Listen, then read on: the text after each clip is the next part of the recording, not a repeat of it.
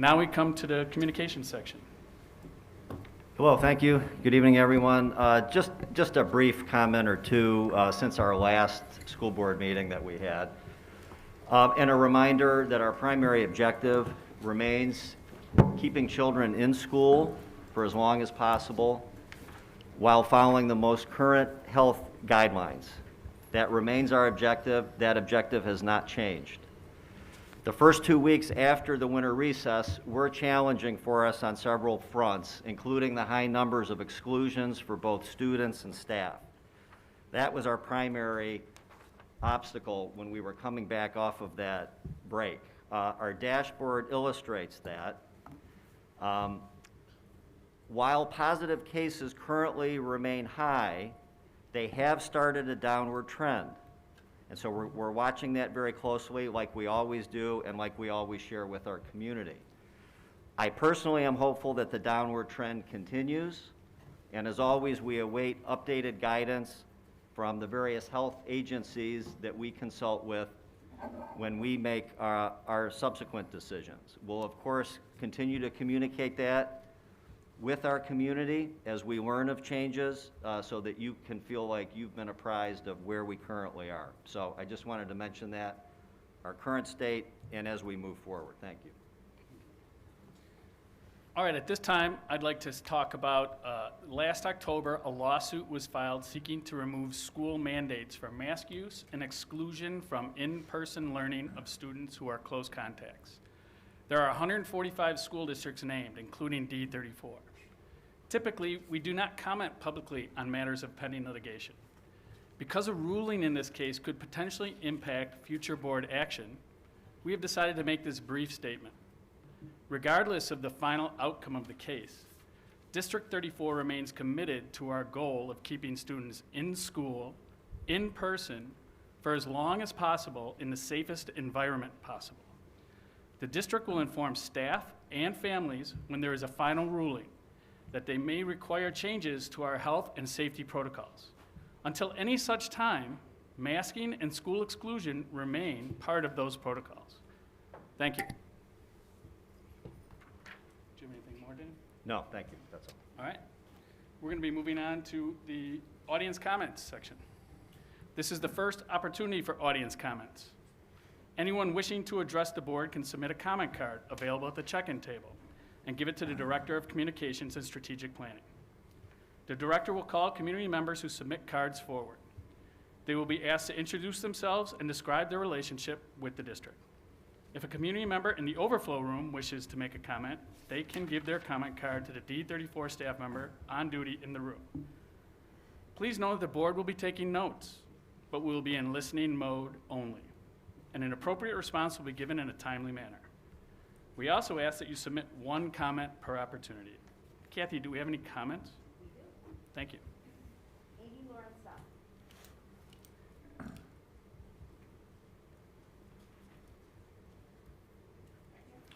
Oh, I do want to mention that we usually like to keep comments to 3 minutes, so thank you.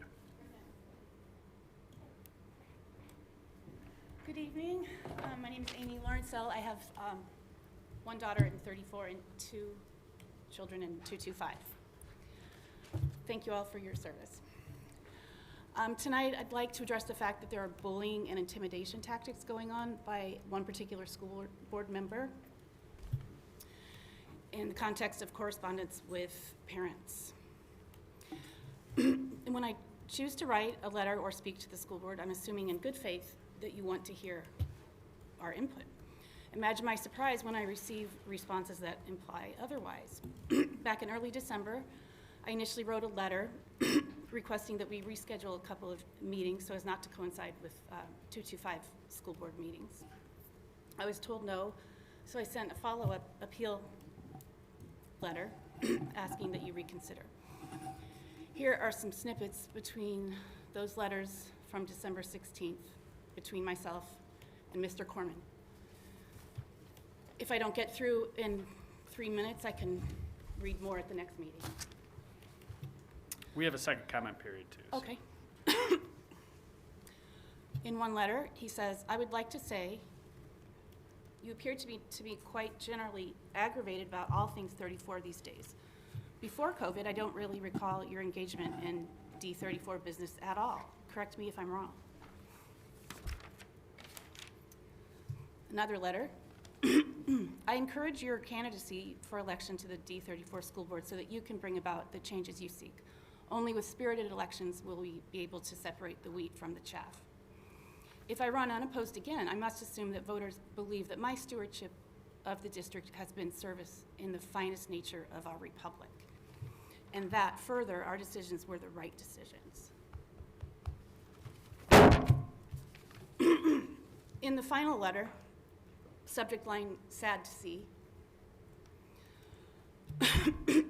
Mr. Corman says this: when the pandemic is over, where will you shift your ire? Being part of the solution in any of these roles is far better for the community than sniping from the sidelines like a parent unhappy with a coach of their kid's sporting event for whatever reason, which we all agree is beyond decency. Amy, you have made your point to the school board. Your approach to engagement has served to make you less effective, not more. Just being honest, you are coming across as the get off my lawn Clint Eastwood character in Gran Torino, and frankly, it's not a great look. I think this shows poor leadership and causes resentment and division, further division amongst our community. Thank you. Thank you for your comment. Scott, I'm going to take a moment of personal privilege. Mike, we generally don't comment at this time. Can we do it after the comments? Yep.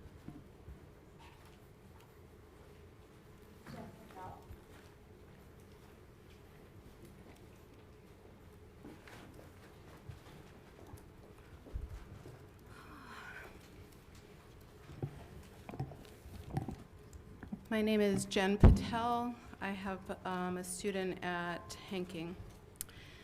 I want to make 3 comments. The first is that I'm glad you mentioned the lawsuit because I was listening to both of the hearings, and I think that D34 should fire its legal counsel because they are dishonest and they are inconsistent. At the January 5th hearing, Attorney Petrogaro foolishly said that only 3 plaintiffs came out of the D34 lawsuit.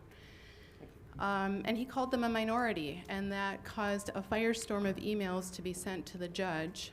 And I think you should know that there are dozens of families within 34 who wanted to join this lawsuit and who actually funded this lawsuit, but they're afraid that you guys are going to punish them or their children. And out of that fear, they decided not to be named plaintiffs. He should be more careful with his words. Also, Attorney Petrogaro said that you guys have independent authority, which is something that I've been saying since August. I have begged you guys to take a vote on masking since August. I have 5 emails that I received from the school board that say that you don't have the authority to do that you are bound by the executive order. And if that's true, then you wouldn't be able to do this additional push towards wearing masks if the result of the lawsuit is a TRO for the plaintiffs. Attorney Petrogaro also said that if the judge strikes the governor's EO, which means that it's up for consideration, that he would hope that you guys would be able to preserve your authority. So what is it, guys? Do you have the authority to make the decision about masks, or don't you? The second thing that I'd like to say is that D34 should take a vote on masks. Judge Grishow explicitly asked the CPS co-defendants if they followed the 2 requirements on making that decision. Did they have a meeting with public comment, and did they take a vote? He answered affirmatively. I can say affirmatively that D34 has not taken a vote. I have emails that explicitly say that you would not take a vote on masks. So again, I'm asking you, do you guys have the authority to make these decisions? Are you going to have a meeting with open comment, and are you going to take a vote? The last thing that I would like to say is I would like to request a copy of the D34 ESSER funds plan that was submitted to ISB. with an itemized list of where the funds have been spent. I think the reason why we see so much inconsistency and flip-flopping with the school board and their attorney is because this really isn't about whether or not you guys have the authority. I'll be done in 1 second. You guys have received $3 million thus far. You're expected to receive $2 million more. And I think that this is actually about the money and not about safety. And you guys have choices, you have the authority, you can do something. Make the right decision, guys. Thank you.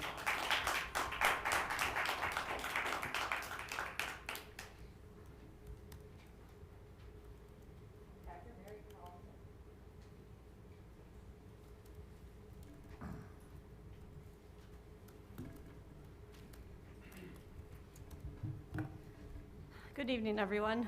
I'm Dr. Mary Carlton. I've spoken in the past. I'm going to take a little different approach because there's bigger things that I think are of concern among all of this COVID, and I think we need to look past that as a school district, as a board, as an administration. So again, I've spoken regarding mass testing, usual COVID concerns. I've taken a medical route. I've taken just common layperson route, and I feel like you always say you're listening, but I feel like we're not heard. So that's why I'm bringing up some other concerns, at least for me, that have great significance personally. My oldest daughter is a student at ATIA. She's in the life skills classroom.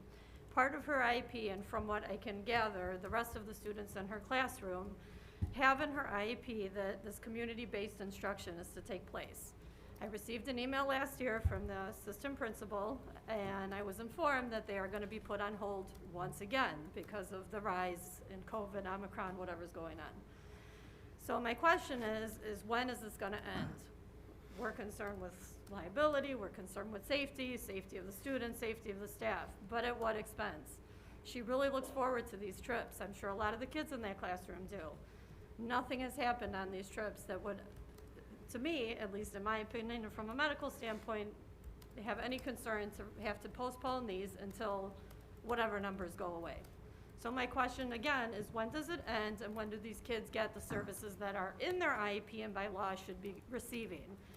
My daughter has a phenomenal team, and I am eternally grateful for the decision that we made to move to D34 because of the life skills program, and that was my biggest concern, even though I have two other children, one at Glenview in 4th grade, and possibly in incoming kindergarten, which I've kind of lost faith and hope. I'm not sure if I'm going to enroll him because of the father that spoke about his daughter eating lunch on the floor. I want a guarantee that my 5-year-old son will not be eating on the floor when he begins in D34.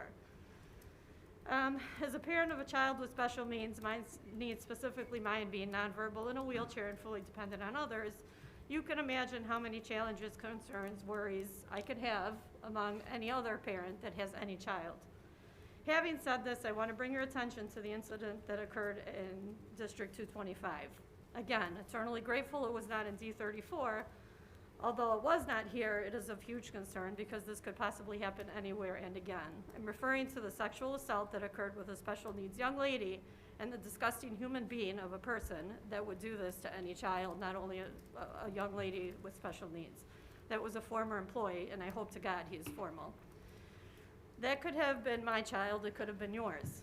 I'm not aware of what steps are taken prior to hiring staff, and again, I have no concerns or safety concerns with my daughter's staff currently, but it is of concern. And I know it can happen anywhere, it can happen whatever background checks you do. I know that this happens in the real world.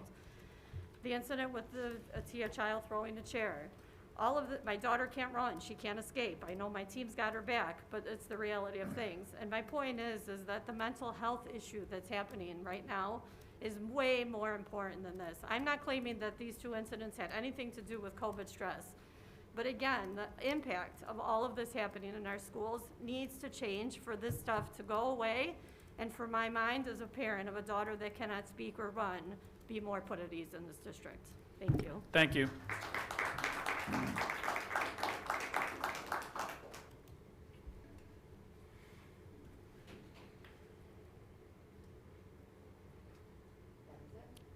All right, that is our first public comment section. We'll now move to consideration of resolutions. This is our consent agenda. I'm going to read the resolutions. I'm going to ask for a motion and a second for approval, and we'll take a roll call vote.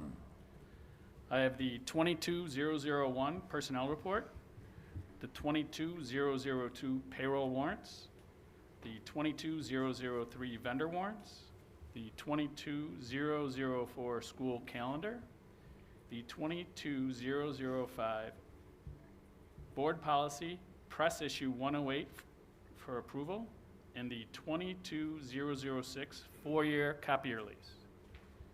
Is there a motion? Mike Corman, motion? President Nelson, I'd like to pull 004 off of the consent agenda. You want to talk about it? To talk about it. Okay. Other than that, I'm prepared to move the. I'm all right others with pulling that off forward. for now and moving it to other resolutions. Does everyone understand what we're doing there? All right. Is there a motion to approve everything except for 004? So moved. Mike Corman, second? Natalie? And can we have a roll call, Katie? Corman. Aye. Peggy. Aye. Dolan. Aye. Nelson. Aye. Jack Torowitz. Aye. Fonster. Aye. Stefani. Aye. Motion's carry. Now we'll move to consideration of other resolutions. We have the 22007 supplemental services agreement for English learners. Scott, can I ask, could we maybe discuss the school calendar before we move on to these other things? Sure, we can do that. What Mike has pulled off. That's fine. We can do 22004 school calendar. And Mike, did you want to bring up some discussion about that? I did. I'm going to need a moment to pull my notes. Sorry. It's okay. I can speak to it. Really, what I wanted to get across to the larger community, and actually, Mrs. Lawrencell and I were actually, the genesis of the original email that started the conversation with her was a request to the board to change meetings for District 225 so that there was not overlap. The School challenge- board meetings you're School discussing. board meetings. Challenge number one is District 225 has 2 meetings per month. Almost every month of the year has a holiday or other day, typically a Monday, that makes it very difficult for us to work around those days. Martin Luther King Day, President's Day. There are other state holiday days throughout, July 4th, Labor Day. There are just so many Mondays that we can actually work with. So while I'm very sensitive to the idea, and while I currently have a child at Atia, and next year will at 225, which will obviously conflict with my duties here, it's important to know that we do try to deconflict those dates. But there are only so many Mondays to work with, and when the other school board has 2 meetings per month, it really limits our ability. We don't do Tuesdays, because that's when the village does their meetings. We obviously don't do Fridays, Saturdays, and Sundays. And to change them to Wednesdays or Thursdays would be disruptive to the business of the school district. So I wanted to get this out into the open for the recording and for people to understand the reason why our meetings are held on the days that they are and why they conflict with District 225. Thank you. I just don't- do also I want don't to, have a time limit, sir. I just, I'm saying just position it at a different time, so they're not both. let's, we're not talking, we're talking among ourselves right now. Right, and I just want to, regardless of what you say, I just want to point out this resolution is about the school calendar, student dates, not. This is about the students' dates. This is not about our board I- calendar. We're voting You're on absolutely right. Student days, not on board meeting dates. That's usually announced at the very last meeting of the year, our school board days. Just so everybody understands, this resolution is about student days, Right. not school board days. And I was looking at the macro of the school district, but quite right. Right. So we also have to fit our board meetings within the macro of this calendar, but our school board meetings are decided at a different date and time. So with that in mind, is there any more discussion about the school calendar that we've already looked at last month and we're looking at this month? Thank you. Thank you for the indulgence. That's all right. Is there a motion to approve 22004 in a second? So moved. Mike Corman. Second. Can we have a roll call vote for that, Katie? Yes, you can. Jack Torowitz. Aye. Dolan. Aye. Fonster. Aye. Peggy. Aye. Nelson. Aye. Stefani. Aye. Corman. Aye. Okay. Motion carries. Now can we move to 22007, Supplemental Services Agreement for English Learners? Does anyone have any questions about that? We spoke about it last meeting. All right, is there a motion and a second? So moved, Jack Torowitz. Second, Hagy. And we have a roll call vote, Katie?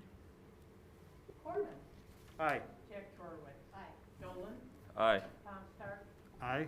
Peggy. Aye. Nelson. Aye. Stefani. Aye. Motion carries. Now we have the 22-008 MOU retirement language. Is there any discussion? Is there a motion and a second? So moved, Hagy. Second, Baumstark. And may we have a roll call vote? Corman. Aye. Nelson. Aye. Dolan. Aye. Tom Stark. Aye. Peggy. Aye. Jack Torowitz. Stefani. Aye. Motion carries. And the last one for this evening is 22009, the MOU before school supervision. Is there any discussion? Is there a motion and a second? So moved, Stefani. Stefani? Second, Dolan. Dolan. And one more roll call. Stefani. Aye. Dolan. Aye. Tom Stark. Aye. Peggy. Aye. Jack Torowitz. Aye. Nelson. Aye. Thank you. Motion carries. We're moving to our discussion section of our evening, and we're going to start with our 5-year financial projection from the Citizens Financial Advisory Committee board presentation. Eric? Great, thank you very much. I'm going to invite two CFAC representatives to the stand here. Richard Kutzfeld and Marvin Lutz. These two gentlemen are representing CFAC and have been working with the group for the past several months to work on assumptions, flesh out a 5-year forecast, and they're here tonight to boil down the message for the board and the community on what the outlook entails. With that, I'll hand it over. Gentlemen, can I first, though, thank you publicly for the time and expertise that you provide this board. And, you know, many people probably don't understand that, you know, this is a service proposition for you, and you attend meetings, and you work with staff, and you present to the school board, and we appreciate the time and expertise that you provide us. Thank you very much. Thank you. Okay, well, so the CFAC typically presents, the projections each year, and so that's the main purpose of this meeting. Let me give you a quick agenda. I'm Marvin Lutz.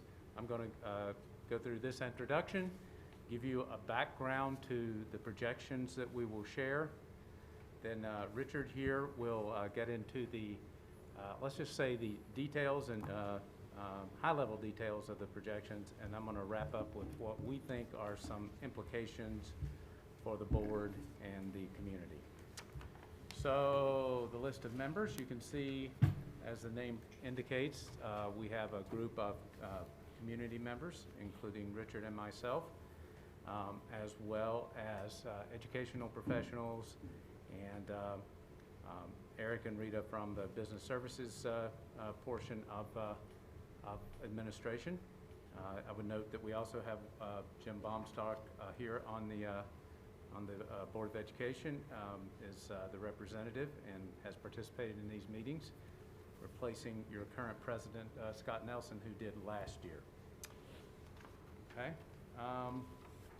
So the primary charge for CFAC is to work with Eric and his team, who have an extremely detailed model, which we as a group question and via their good offices change as we discuss the conditions that are impacting the financial prospects for the district. And this is an iterative process. I guess this year we began in October, and through a number of meetings and email exchanges, we end up at an end point here where we have a product ready to present to you. The main caveat here is, I'm not sure who said it, but it's very true. All models are wrong. Some are useful.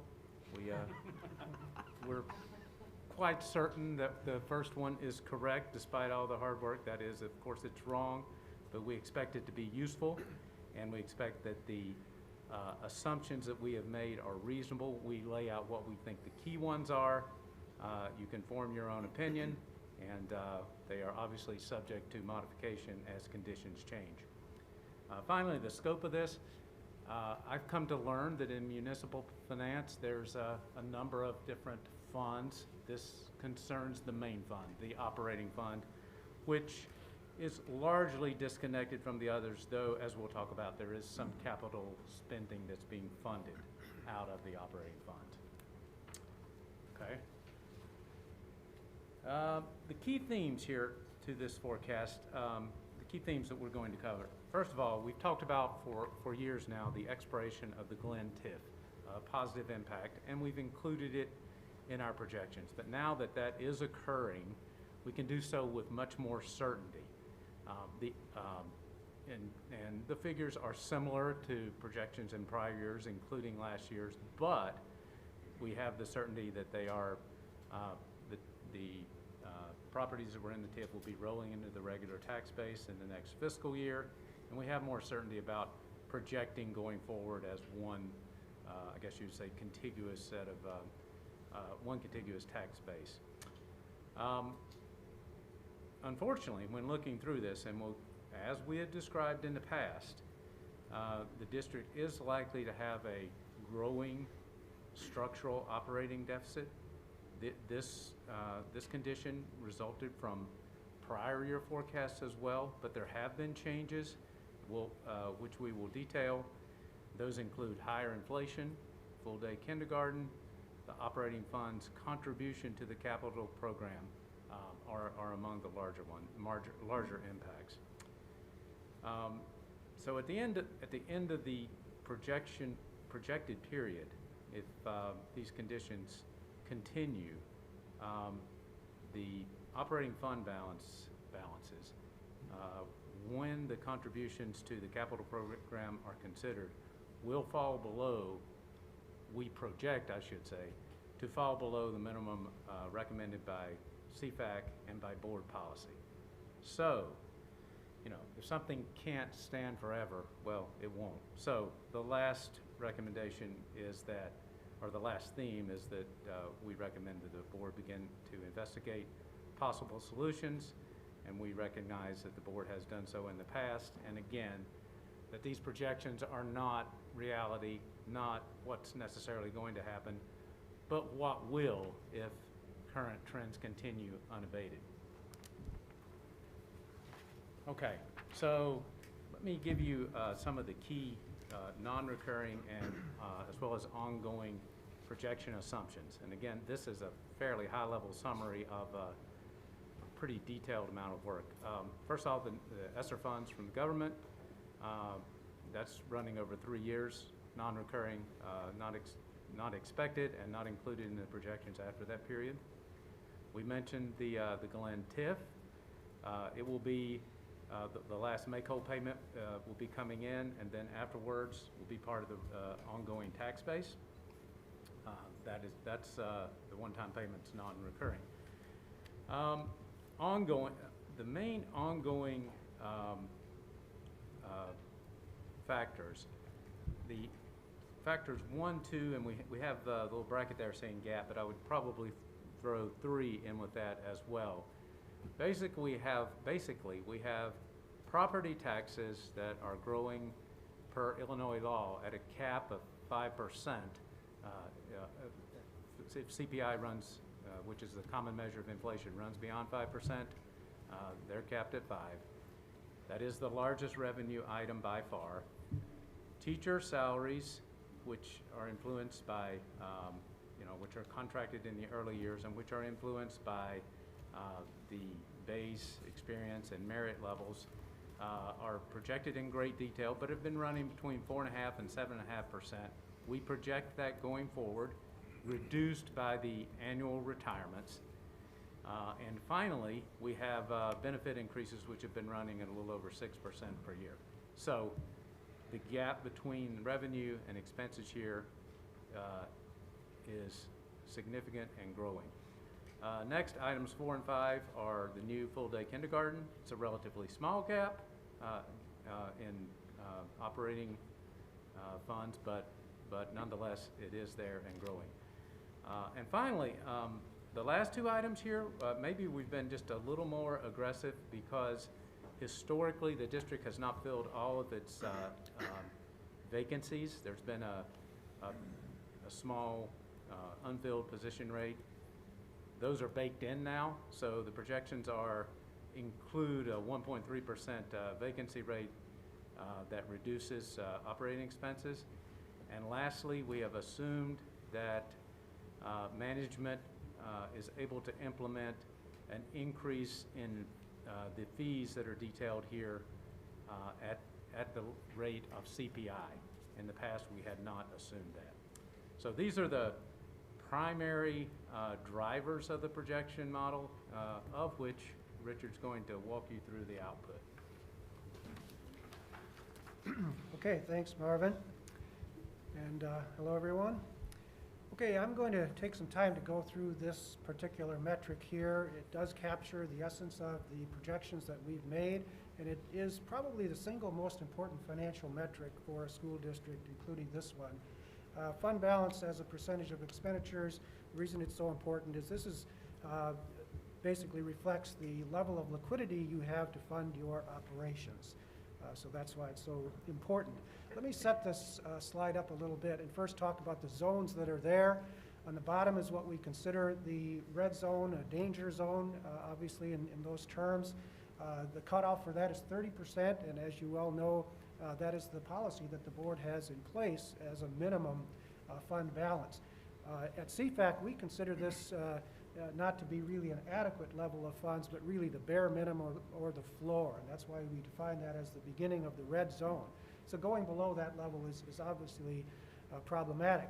Even being above that by a small amount is in a problematic area in what we are showing there as yellow. So that's not ideal. It's probably adequate in some ways, but you'd prefer to be above that. And then the higher part is the green zone, which we consider to be an adequate level of funds. These are expressed here on the slide in two ways. On the left side, you see the percentages, which I've been mentioning. And then on the right side, you see that expressed as months. So the green zone, we consider that to be at a level of 60% of annual expenditures, and that's somewhere around 7 months or so of funds on hand. Now, you might ask, why does it need to be that high? Some might say, gee, that's a bit excessive. Do you really need that much? At CFAC, we've talked about 3 reasons why it needs to be that high for a school district. And one of those reasons is that the numbers you see there are year-end numbers. But during the course of a year, because cash flows are uneven, revenues come in really 2 times a year with your property taxes, and yet expenditures go out every month. So there will be times during the year where the balance will be lower than what is shown by these year-end numbers. So you need to factor that in determining what is adequate. Second reason is this provides your emergency reserve in the case of a recession in the economy or other adverse developments. That's certainly very relevant today with COVID having a negative impact. And the third reason is that in a school district and other governmental institutions as well, it takes time to adapt to changes needed if there's a downward trend.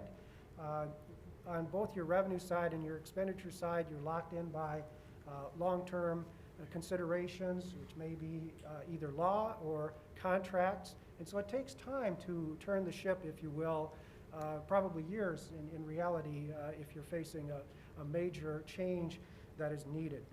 And that's a very relevant point because according to our projections, it looks like the district is in fact entering that kind of situation where it will take time to turn things around.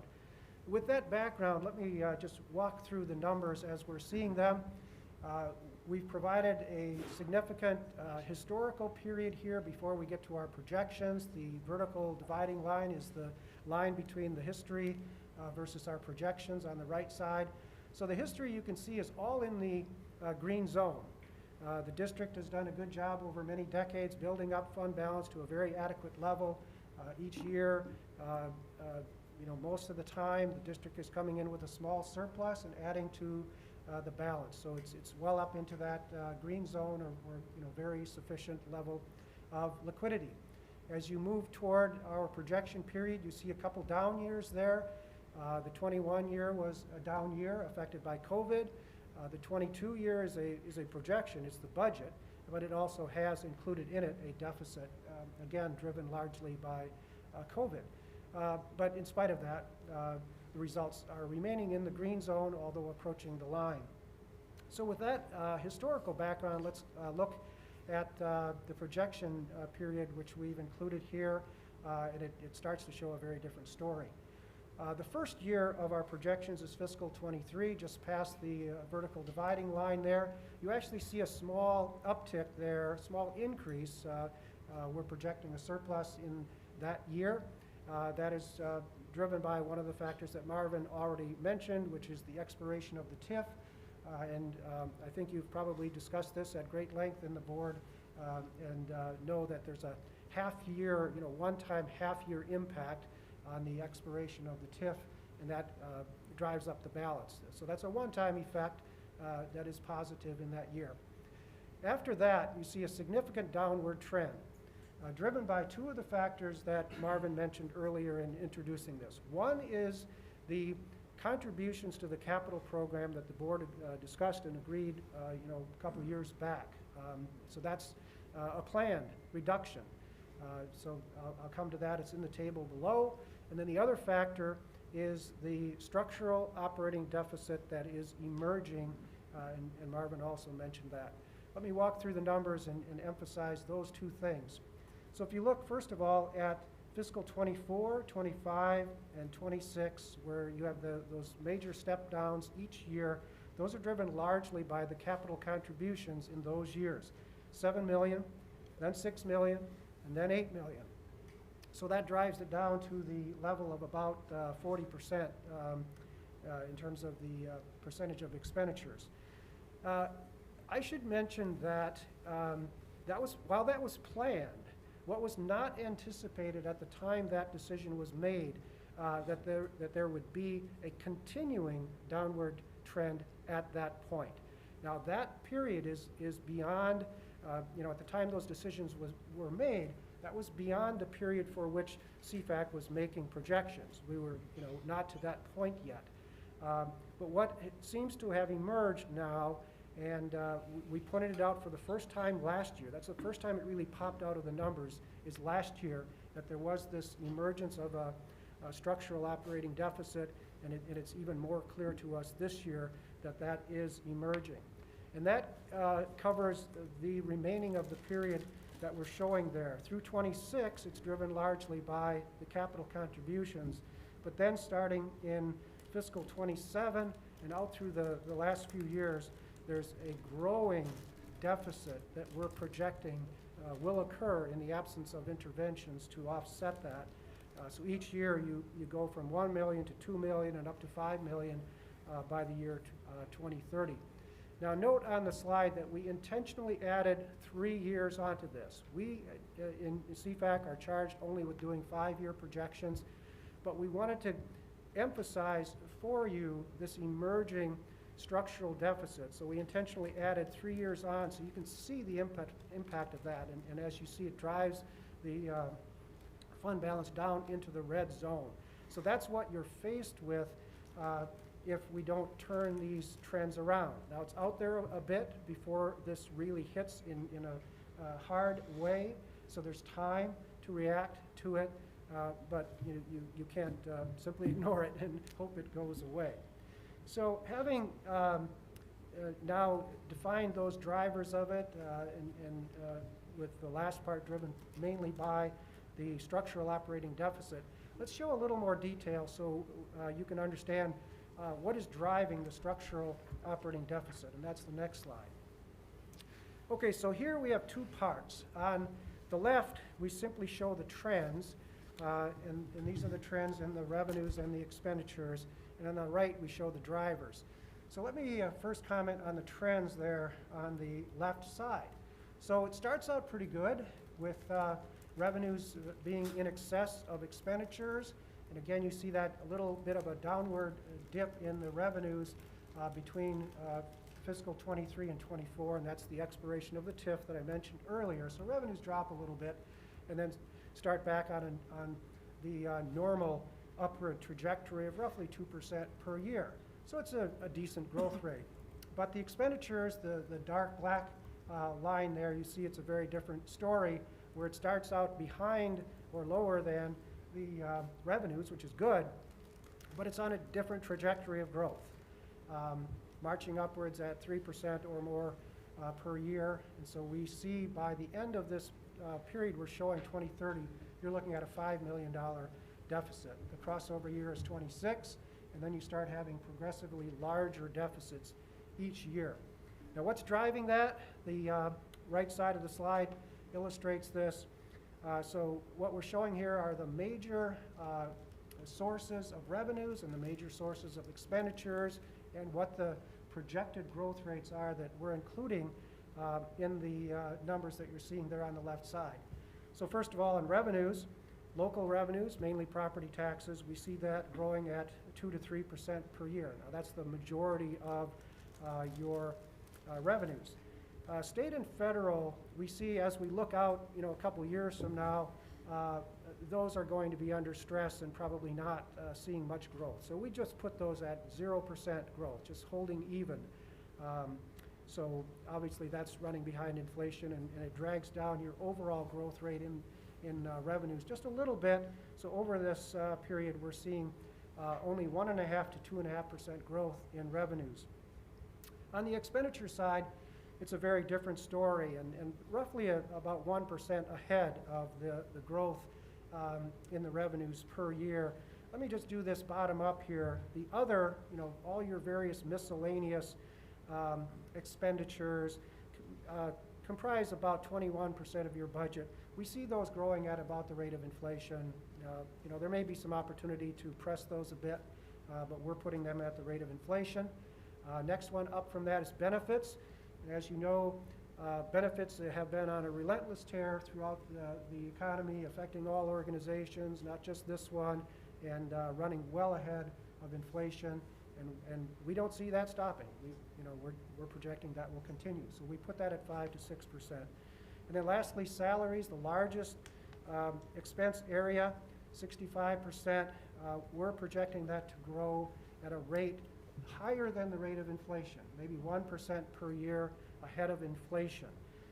We discussed at great length in CFAC whether we should assume that would be a lower rate, but based on the recent history, salaries for the district have in fact been growing more than the rate of inflation, probably 1% above when you strip out all the non-recurring effects, and there have been lots of those. But when you strip that all out, what we see in the data in recent years is growing above the rate of inflation. We didn't think it was our place to assume anything lower than that. That's a matter for the school board and management to address. So we kept that at that rate of roughly 1% above inflation. And so, across the board there, comparing the left side of that chart to the right side, you see an imbalance, and at the net line, about a 1% gap between revenue growth versus expense growth. Now, Eric reminded me of a quote that came up in one of our CFAC meetings, which is from Albert Einstein, that said that the most powerful force in the universe is compound interest. And that's what we have here. It's only 1%. 1% doesn't sound like a whole lot, but when you see it play out over several years, you see the crossover effect that comes in the year 26, and then widening to a $5 million gap by 2030. Now, I think you can all understand that is not a sustainable trend. It will wipe out your fund balance over time. So obviously, changes are needed. Some interventions will be needed by the board to counteract this trend. And for that hard part, I'm going to turn it back to Marvin to tell you what some of those might be. Yeah, I think we should probably focus, thank you, Richard. We should probably focus on the word might. I'm not a politician, And, there's other items that could be considered, but here are some of the major ones. Obviously, revenue enhancement needs to be considered, and we can think of two major levers that the board could consider. One is an operating rate referendum to reset revenues, and the other, and is obviously political, but lobbying Springfield for some relief on the CPI cap. That has been an out-of-the-money concern for some time, but we should note that the inflation that Richard referenced a number of times is running at about 7% right now, and is widely expected to come down. But if it doesn't, it can be particularly injurious. A smaller item on revenue, and I think I mentioned this, let me reemphasize, these projections assume you are doing this, by the way. They will look marginally worse if you do not. We assumed CPI, i.e. inflation level increases for the smaller items, miscellaneous revenues and fees. Again, they're not that large, but maybe to dovetail off of the compound interest remark, it will add up in an exponential fashion if we don't take care of it. On the expense side, obviously the no enterprise can sustain itself if its expenses are growing faster than revenues, and obviously that has to be explored, how those two are linked over time. And I realize that has to do with contracts and education plans, and that's far beyond my purview, but it does have to be investigated. Finally, the capital contributions to the construction budget from the operating fund. This was a commitment that was made. All we will say is that conditions are changing, and perhaps our commitments should change with them, because there is an obvious impact in making those contributions as currently slated. Okay, I'm going to steal another page from Richard on the last slide here and work from the bottom up. We're working on a secondary charge in addition to these projections you see, and that is benchmarking District 34 with other school districts. Hopefully we'll be back to you in the late spring, early summer with the results of that. And with that, we're finished presenting the projections, and if you'd like to ask us any questions, Can I just ask a question about your, the second charge? That'll give us some idea of how efficient we are with our money? Is that what we're looking at when you're comparing us to other districts? We've started into that, Scott, and yes, efficiency is clearly one element. You might say it's the main element of this. I would call it more broadly financial benchmarking, so it's looking at how well funded are we, like we'll compare the metric we shared with you, percentage of expenditures in your fund balance. That'll be a key one we'll look at. How do we compare to other districts on that? How do we compare on surpluses and deficits? Efficiency clearly will come into it. How much money are we spending per student? Maybe as another example that would be in that range. But I would call it a broad financial benchmarking. Thank you. Thanks for the presentation. Does anybody have any questions? No, just to thank you. And it's a lot of work. You got a whole room full of a bunch of experts. It's probably hard to get one opinion. So appreciate it. And always cheerful news. I mean, in a perfect world, we'd match our expenditures to revenue, correct? Is that where we're looking towards? I think ideally any school district or governmental institution wants to break even, and maybe slightly on the plus side of that each year. Anything different from that, it creates a challenge for you. Thanks. Mike? So thank you, great work, and please thank everyone on the board, because we know it's thankless and very, very difficult work. And this might be for Mr. Miller as much as for you. I just think it's important to get out into the community. When Atia School was built, in around 2000 or 2001, there were 2 referendums for the operating funds for Atia Middle School. Both were denied by the community. And since that time, in broad strokes, the operating funds to operate Atia have had to come from elsewhere for 20 years. And I believe, and I've done a lot of research on this topic, that this is now, we've robbed everybody we can rob, and now we have to find a way to pay, not just for Atia for any one year, but the deficit that hasn't been paid for. We robbed Peter to pay Paul, if you will. So I just think it's important for the community to understand that there's an aspect of that we did to ourselves as a community, and we need to own that. Thanks, Mike. Scott, can I ask one question? Certainly, James. We're building and we're making some pretty remarkable and transformative investments in our infrastructure and the schools with the capital fund and the capital investment. I'm just curious, how sensitive is the modeling with regards to enrollment? Because when we look at the out years, it seems to be a little bit of a trend-based enrollment assumption that kind of is directly but also indirectly tied to revenues for the district. Just wondering how sensitive is, if all of a sudden, you know, we get written up as the greatest school district since sliced bread,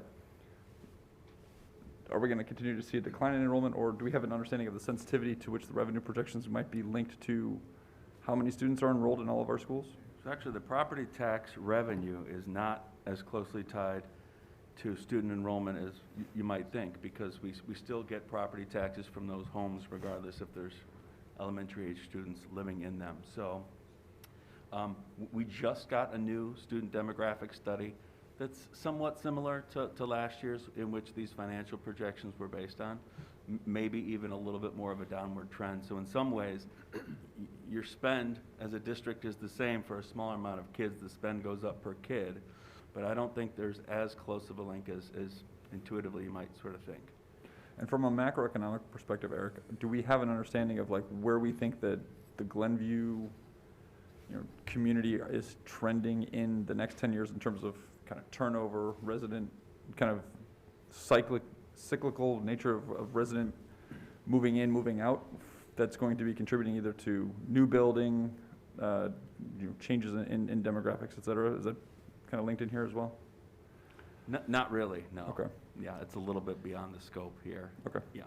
I mean, our greatest risk is, as James points out, is that we get a lot more students, which would increase our as you can see, our greatest expenditure is 80% is staff. As it makes sense, that's who's teaching our students and, running our district. So if we have a lot more students, our expenses go up, but our income pretty much is projected to be pretty normal going forward now that we're not tied to the Glen TIF. So we actually have a better projection going forward. Your map that you're giving us is probably clearer than it's been in years, wouldn't you say? Yeah, absolutely, and it's something Marvin mentioned earlier, that last year we had a lot of noise in the data because of one-time factors that were causing our charts to, bounce all around, made it kind of confusing to see the trend, but those one-time effects have washed through now, so now you see that consistent line. It's very clear. It's not a great message, but you can see clearly what we're projecting. I mean, it's not a good message provided we don't take any action. Absolutely correct, yes. So we still have some time to take some action. There's two sides to that. There's expenses and revenue, and those are things we can all look at. Right, and I just want to point out that on the second charge there, while Richard's been on this committee longer than I've seen some of the work from the past, and basically, this will be refreshed, so don't take this as absolutely a current statement, but District 34 is efficient on, very efficient on a number of levels, on just about every level we looked at, so, in the past. So, I expect that that's still the case. We'll obviously confirm or not that remains the case. But, I think that is a merit that we have here, so. Something else maybe to add, just remembering what those data were showing us before, and this goes to your point, Mr. Dolan, about growth in the area. what we've seen historically is that new property additions, which do add to the tax base and do bump up your revenue a little bit, those are higher, in fact, than what other districts around us, the ones that we compare to, are experiencing. So maybe that will continue, and in fact, we did bake that into our projections that we shared with you. Thank you. Yeah, Natalie, do you want a microphone? Can you hear me if I talk about Yeah. Marvin, you said, you talked about CPI, and I am worried that CPI is going to way outpace our 5% cap. And I'm optimistic, as you sort of said, that it's expected, CPI is expected to trend back down. Your projections, how sensitive are they to the fluctuations of CPI? How big a factor? It would- If inflation starts really taking off or goes back down to what we've been seeing in the last few years? Well, we would have to have Eric break out the real details here, but you can see, if you look at slide number 6, you can see that we assumed 5% in the first year of the projection of fiscal '23, then 3%, then trending back down to the 2%, which has been give or take what CPI has been at post the financial crisis. I refer to the financial crisis 2008, the housing crisis.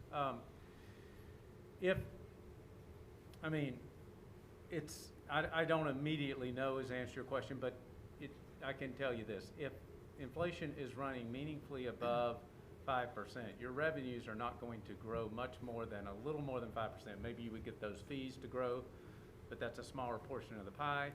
You're going to be growing 5, 5.5 at best. Pick your number, your expenses are going to be growing more. It could be a very serious problem then.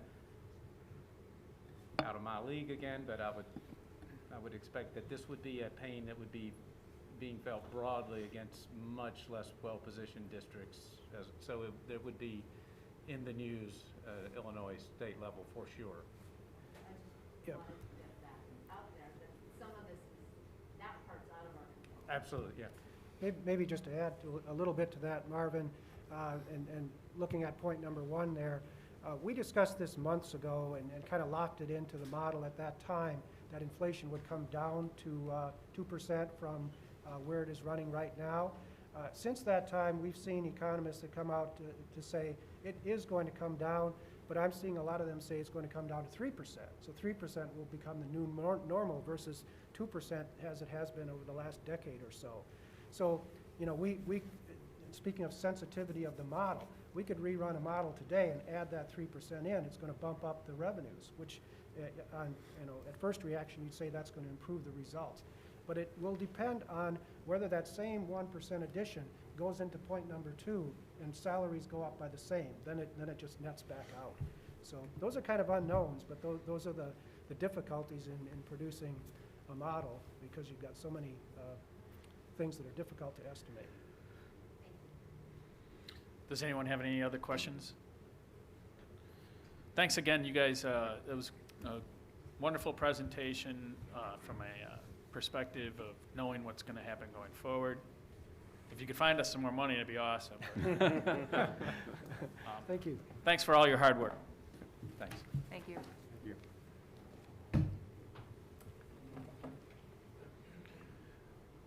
Eric, we got more good news coming? Yes. Great.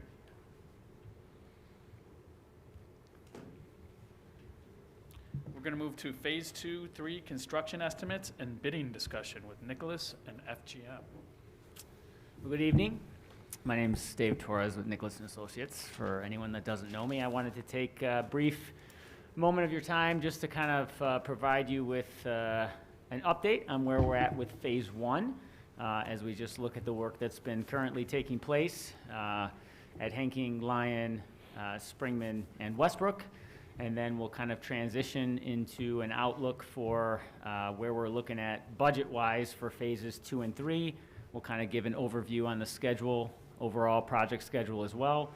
And then following my presentation, I'll hand it over to Troy with FGM, and he can walk you through some cost reduction options that we've been looking at. So with that, I'll go ahead and start. Are we skipping ahead? You know what, sorry. Because, Yep. we can do that. All right, we'll start with Hanking. As far as construction goes, things are moving along very well on site, especially at Hanking. We were able to start there first, so it is, in fact, the furthest ahead construction-wise. Our framing, our in-wall work is pretty much complete. The drywall has been wrapped up. Painting is ongoing in most of the spaces. We've seen our ceramic tile installation in bathrooms ongoing. Our window contractors have been on site, getting the envelope buttoned up complete.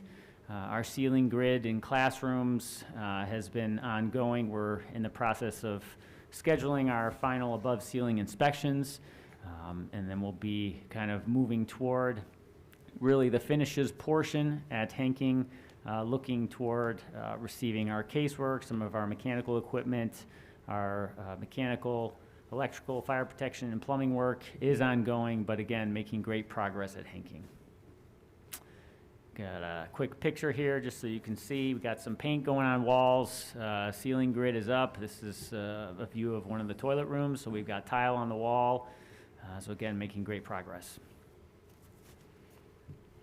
Westbrook, if you can recall, we did start about a month behind the other schools at Westbrook, but we've done a great job to kind of catch back up. They are operating about 2 to 3 weeks behind the other schools. However, at this point, we don't anticipate there really being any delay as it relates to our overall construction schedule. So the exterior masonry work is pretty much complete, which is a great milestone to be passed. Our roofing work, with the exception of one small area, which we're waiting on some steel framing, has been completed as well. Inside, we've got our windows and storefront ongoing. Our ceiling and soffit framing, drywall is also making great progress. We will have started painting in the next week or two out there. And then again, it's going to be the same progression as we're seeing at some of the other schools with getting finishes, paint, ceramic, and ceilings in place at Westbrook. There's an inside look at some of the classroom spaces. We've got our board up complete framing for soffits and drywall. I see a lot of overhead rough work for our HVAC and plumbing work, and some of that drywall work that's taking place. At Lyon, very similar to Hanking. You don't really have to go through all of this. We could probably just skip to the picture. But here's an outside look. This is taken actually from the south elevation in the courtyard. And so the masons had wrapped up our exterior glazing and curtain wall installation is taking place in this picture. At Springman, we're moving towards completing some of our mechanical, electrical, and plumbing rough work.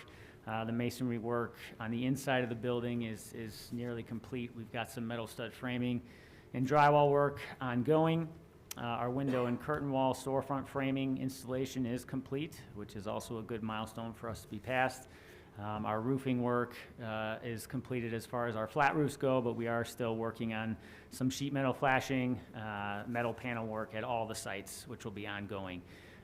As the MEPs, mechanical, electrical, and plumbing work finish up, we'll be working to get our walls painted, starting in the science wings, and then they'll be moving over to the gym addition as well. So again, great progress at the schools. Here's a picture inside one of the science wing classrooms. We've got our Tectum ceiling panels that have been installed, our above ceiling, even though there really doesn't get a ceiling in this one, but you can see the rough work that's taken place there, and we're getting close to paint. Here's an overview of our current construction schedule. We're kind of sitting halfway between 3 and 4 here.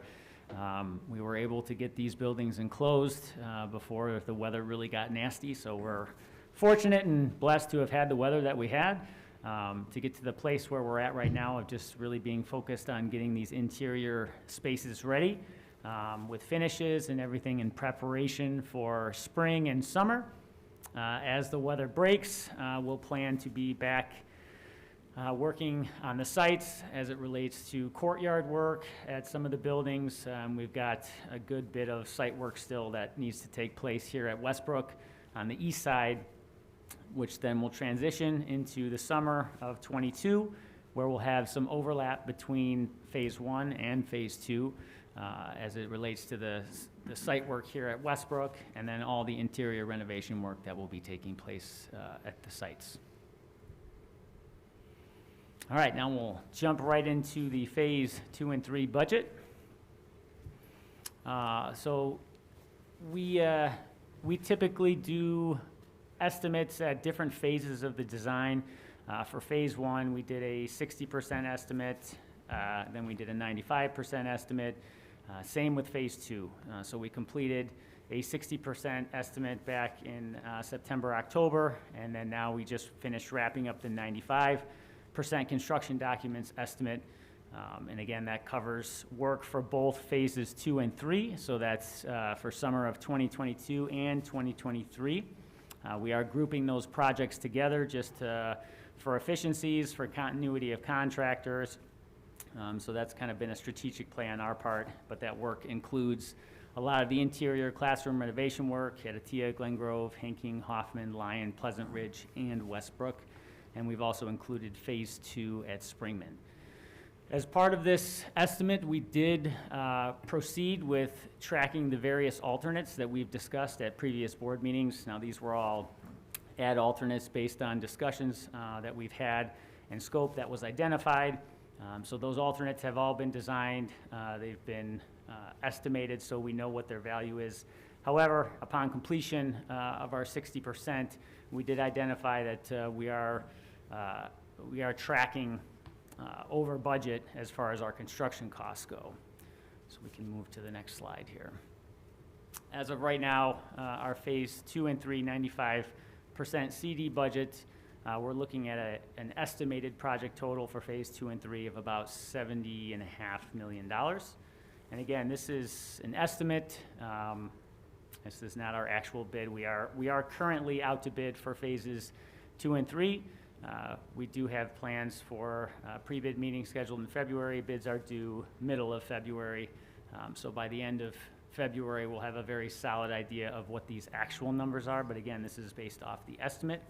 So if you want to go to the next slide, that estimate includes a 1% design contingency. We're still carrying and maintaining a 5% construction contingency. The numbers include all of our fees, general conditions, estimated reimbursables to cover the various costs for temporary utilities, construction trailers, material testing, dumpsters, et cetera, using an escalation rate of 2.5%. And we are also including allowances for abatement, new furniture, mobile casework, technology, moisture mitigation for flooring materials, and then a small allowance for unsuitable soils for the additional work to take place at Springman. I also have included placeholder for the design fees in the overall total. Again, as I mentioned, we are looking at an overage at this point of about $10.5 million in construction costs.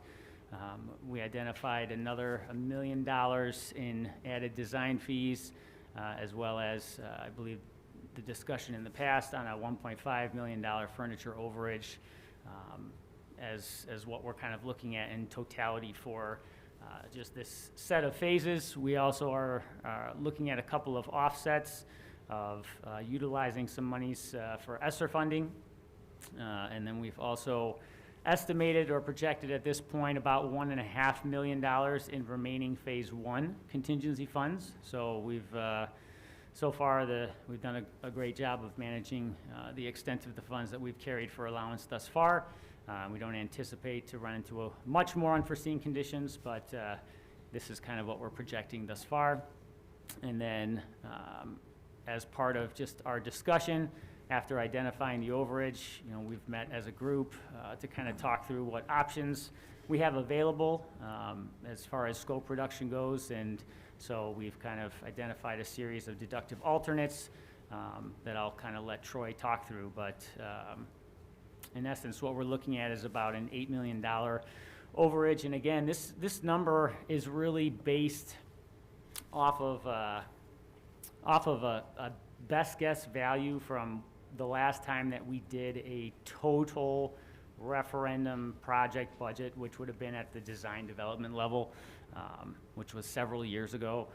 That was kind of looked at as a whole, and that's where we tracked it at about 155 million or so. So to the best of our abilities, you know, we looked at the various phases, which have come a long ways since then as far as detailing, understanding lines of delineation.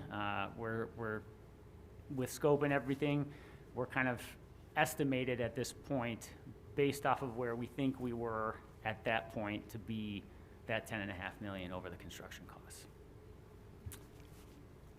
So that's all I have as far as construction updates go.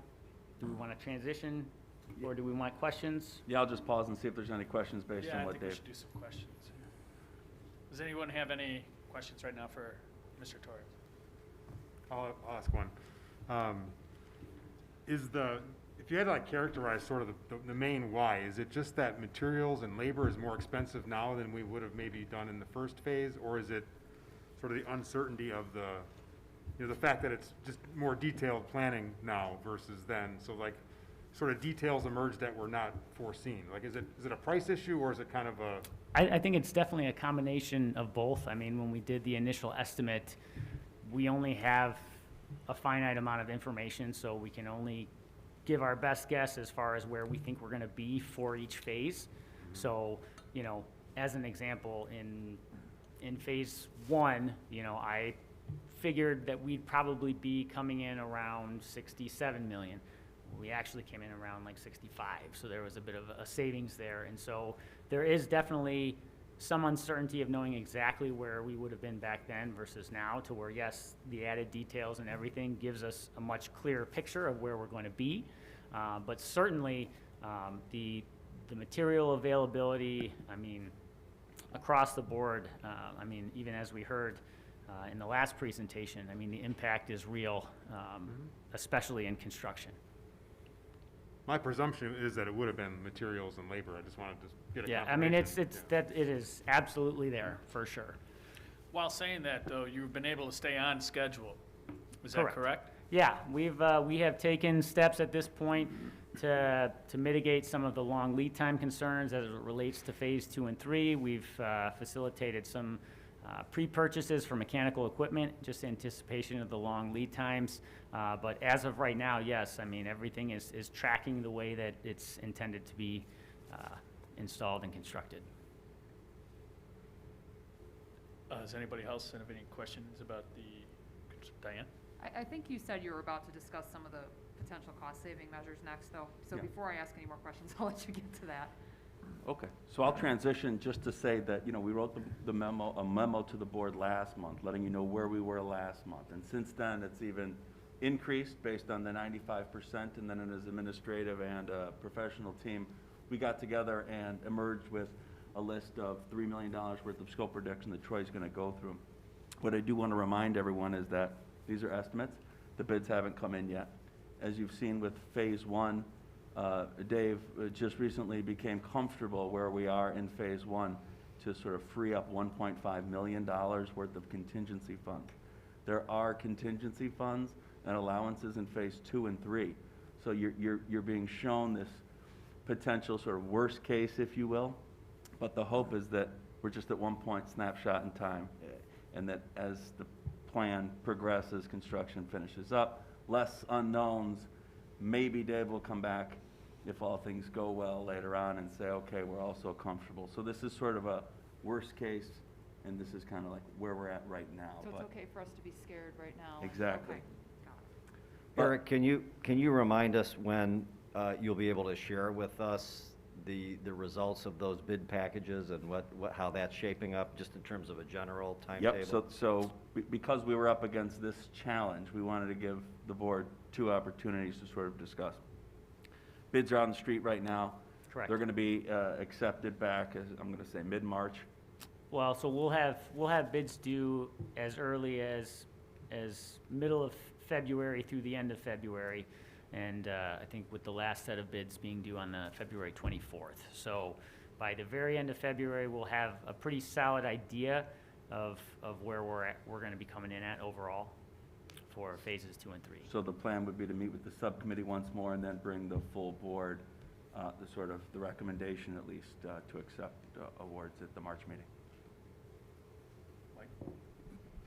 I just wanted to add for everyone's benefit, and for those that maybe at home don't know, Member Hagee and myself meet with the executives on this project, the executive team on this project, usually at least monthly, and at least for an hour or two during that period of time, asking hard questions about why we are where we are.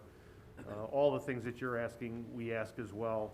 I just think it's important to understand that this is a vetted process, and we're probably a lot harder on them than you are here in this board meeting, I would guess.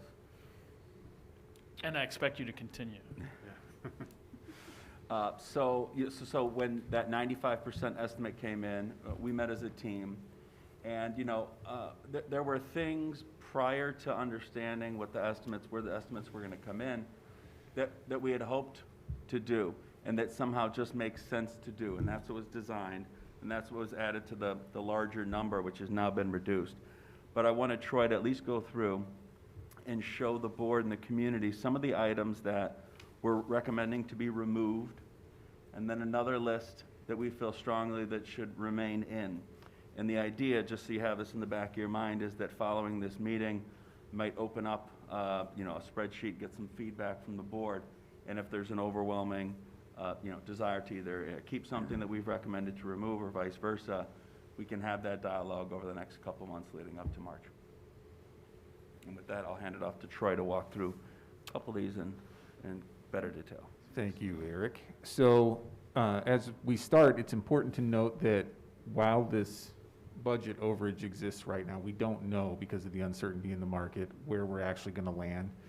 But in the interest of giving the district flexibility, what we did was go through and generate a list of items of things that could be reduced from the scope on bid day as potential deductive alternates. So again, for anybody that doesn't recall, an alternate is that opportunity for you as a board to choose whether or not a scope item moves forward at bid time, knowing what the cost of that item is as bid on by contractors. So we looked at a lot of different items, and we tried to rank those based on impact that they would have to the district. We looked at them through the lens of what was promised through the referendum, making sure that nothing that we were proposing was really dramatically impacting the overall scope of what we promised to do.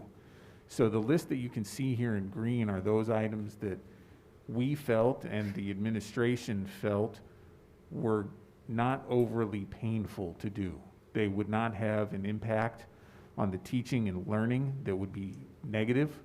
They were things that were the so-called, low-hanging fruit, so to speak. So I'll just go through a couple of them. I'm not going to read the list in its entirety. So the first one on the list is the replacement of doors. So as part of the design of the referendum work, we are renovating the entry alcoves to classrooms that we touch so that they are accessible to all users of any ability. And that is both required by code and the right thing to do.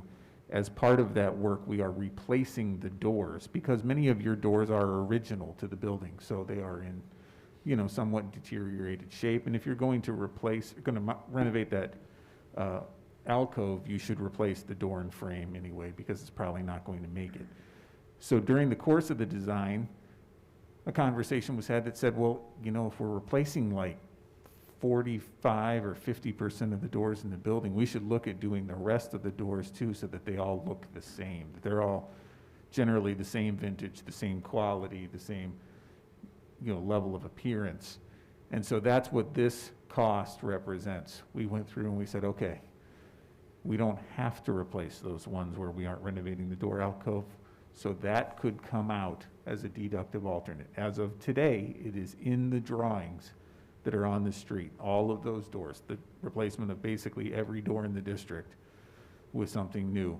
But as a potential deductive alternate, we could add that in, and the bidders could tell us what it would save to not replace the ones that didn't have to be.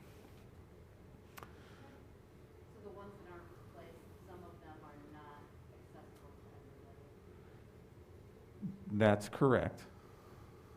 Some of them We're only suggesting to be replaced for aesthetics, however. That's not true of every door. I wonder if we could go back and, is this unreasonable, and consider replacing the ones that are not accessible to everyone, and just not replace the ones for aesthetic value? I mean, how many do you think fall in that scope? I know I'm adding money on, trying to take money, but like, there is, Unless it happens as to you work out. said, an ethical value to making all doors accessible to everyone. Sure. I would say that we are, So that would be, I think that's a great example of this feedback mechanism that we're gonna set up, and, yeah, that would help us. It's a good point, though. Pardon me? It's a good point. No, it is, no, you didn't. I'm That's just a good saying that's a great example of something that, should the board Yeah. wish to compile a different kind of approach list for us to look at with some of those levers, that would be, I think, the most efficient way to go about that. I'm really not trying to add money back in. nope, understood. Another one of the items that was added to the scope of the referendum work that was not in the earlier estimates that Dave referenced earlier was this concept of the infirmaries. So this is something that we're going to find out what that adds to the overall cost of the project for, because we didn't plan for it at the time that we first estimated this project, because we didn't know that COVID was going to be a thing at that time. So we'll find out what that means. And just to add a little color to that, I mean, given the pandemic, these gentlemen designed rooms that could be flexible and could work as a small group, but could flex with negative air and things like, that we've learned over the course of the last couple years, so. Basically could function as flexible spaces in the building, usable for a number of different purposes 99% of the time, but in the event that you needed an isolation room, they could function as that as well.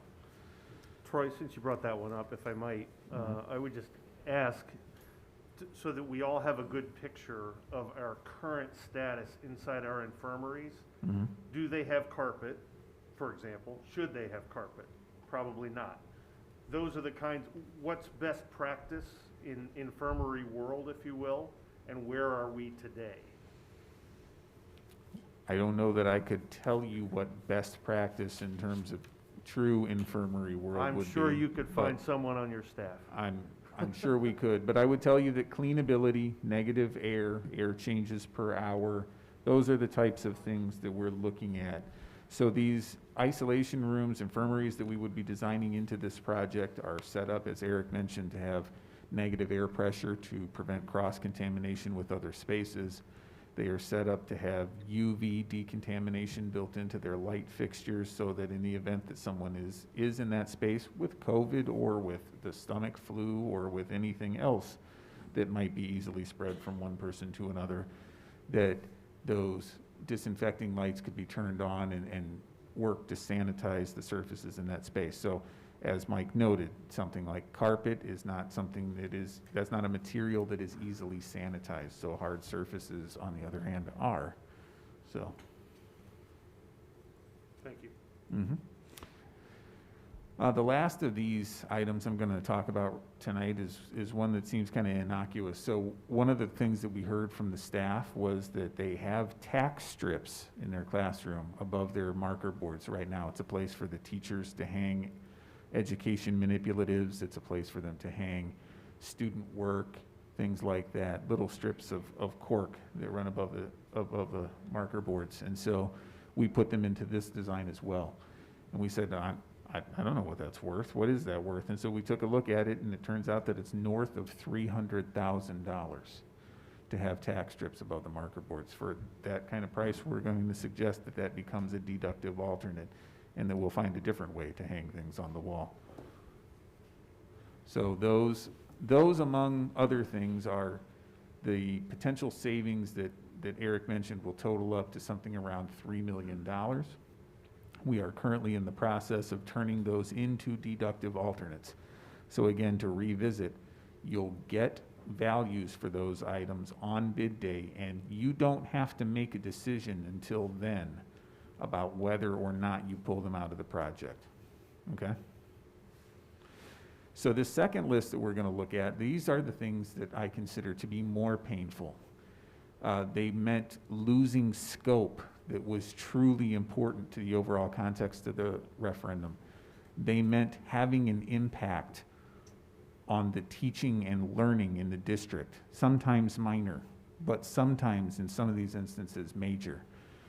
And so because of that, these items, as you can tell from their red shading designation, are not moving forward as deductive alternates at this time. So these included a number of different things. Elimination of finish replacement at classrooms in either the primary or intermediate schools, for example.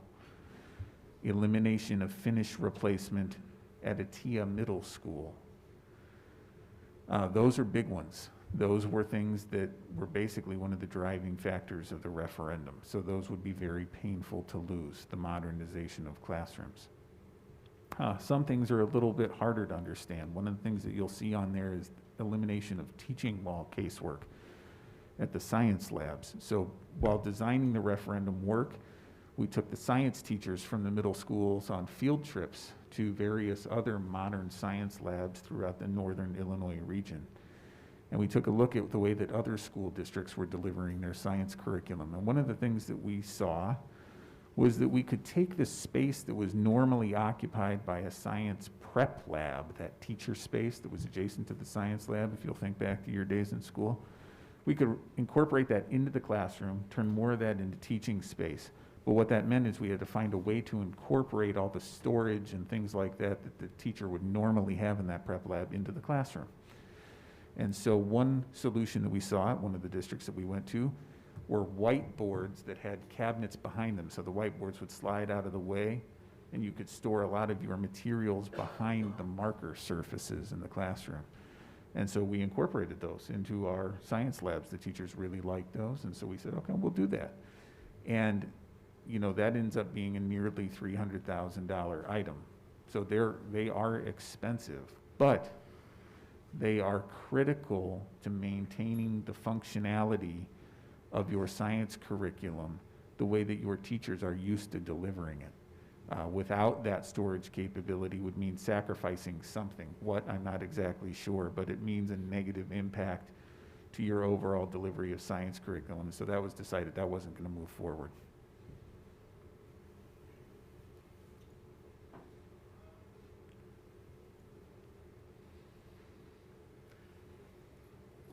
So that was just to give you a little bit of an explanation on some of the bigger components here that we're recommending to keep and stay. Are there any questions about any of these in particular that we can help with before we,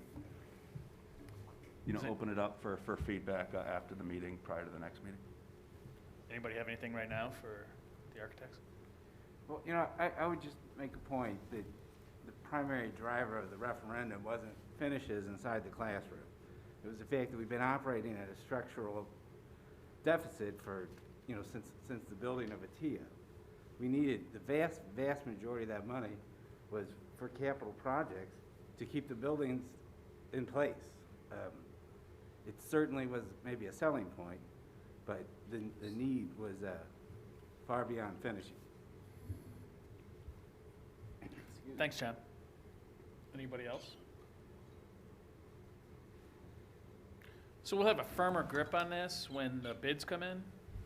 Definitely. Yeah, once we've had a chance to see, where these bids come in, we'll be able to compare that to this last estimate and then also compare it to where we're at phase one. So between the three phases, that's the bulk of the work. All that's going to remain after this is a few phases of Springman alone, along with some roof work. So really, we're going to have the best picture that we can of the overall for where we sit in regards to the $155 million. An ideal situation would be finding $10 million? That would absolutely be ideal, yes. Any of our legislators want to give us some money, that'd be great. Anybody else? All right, thanks for the presentation. We'll expect some good bids, I hope, next month. Thanks, guys. Thanks, gentlemen. All All right, moving along, we're at our second audience comments. Are there any audience comments, Kathy? So this is the second opportunity for audience comments. Anyone wishing to address the board can submit a comment card available at the check-in table and give it to the Director of Communications and Strategic Planning. The Director will call community members who submit cards forward. They will be asked to introduce themselves and describe their relationship with the district. If a community member in the overflow room wishes to make a comment, they can give their comment card to the D34 staff member on duty in the room. Please know the board will be taking notes, but we will be in listening mode only, and an appropriate response will be given in a timely manner. We also ask that you submit one comment per opportunity. And Kathy, let's go. Oh, also, 3 minutes per comment, please. Thank you. Margaret Reader.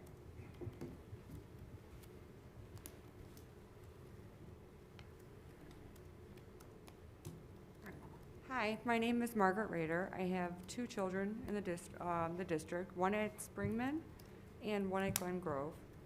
I just wanted to address the construction real quick because my daughter's at Springman and she has at least 4 classrooms that have no heat, where she's asked the teacher to turn the heat on and the teacher says the heat doesn't work.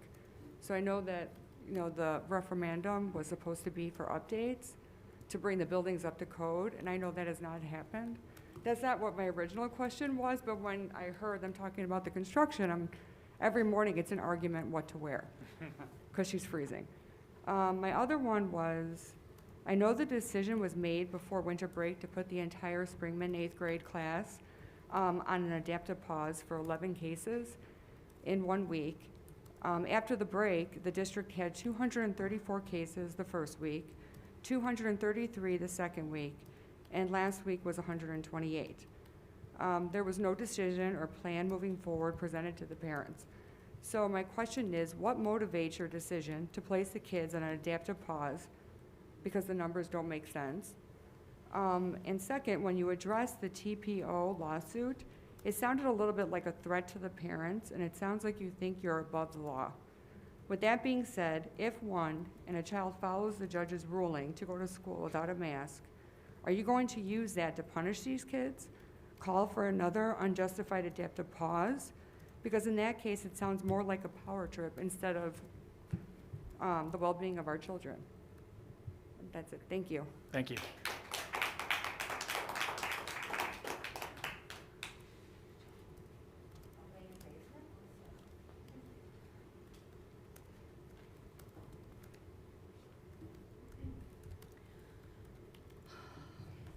So my name is Elena Bezman. I have a 4th grader at Glengrove.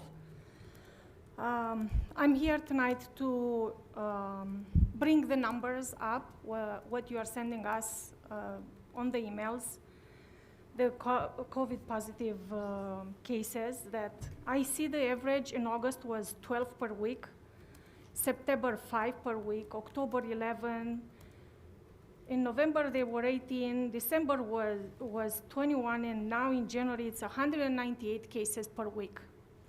So this doesn't make sense. Like all the measures that you guys took all for 2 years doesn't look like it gives any result. It's actually getting worse. So since the COVID positivity rate got higher 9 times, it doesn't make sense to keep it going this route, in my opinion. So as of today, our kids cannot go into a restaurant and do not have access to most of their after-school activities if they do not show papers. It's very similar with 1930s and 40s in Nazi Germany, and this could have never been imposed on them if it wasn't for your help. I feel like our kids are being dehumanized literally. They are not able to breathe, not sharing smiles, hugs, not being able to play and be kids, and have limited activities, and tracked and surveyed like animals. But I find very funny sending like a survey checking on their mental state, because if all of this would be taken out, they wouldn't have that issue. And to conclude, I would say since part of the requirement for these ESSER funds is to, for you to receive that money is that the school strictly adheres to masking until 2023. If you plan on masking our kids for 2 more years, plan also for new lawsuit. And whatever your plan on getting the money is, stay away from our kids because they are not for sale. Thank you. Thank you. Kathy? All right. Thank you for the comments. We will be moving now to our reports section. I have the number 1 FOIA report, the number 2 True North Board meeting report, the number 3 Phase 1 construction change order report, the number 4 monthly budget report, the number 5 current year financial projections, the number 6 township treasurer's report, the number 7 fiscal year 2021 financial audit, the number 8 student enrollment projection report 2022-23 in the following meeting agenda. Are there any questions about the reports?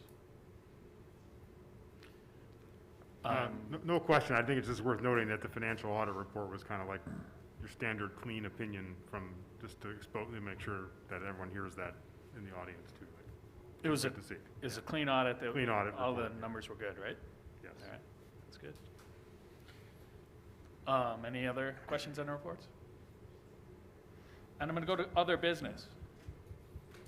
Any other business? If not, I'm going to announce the meeting's adjourned. And thanks for coming.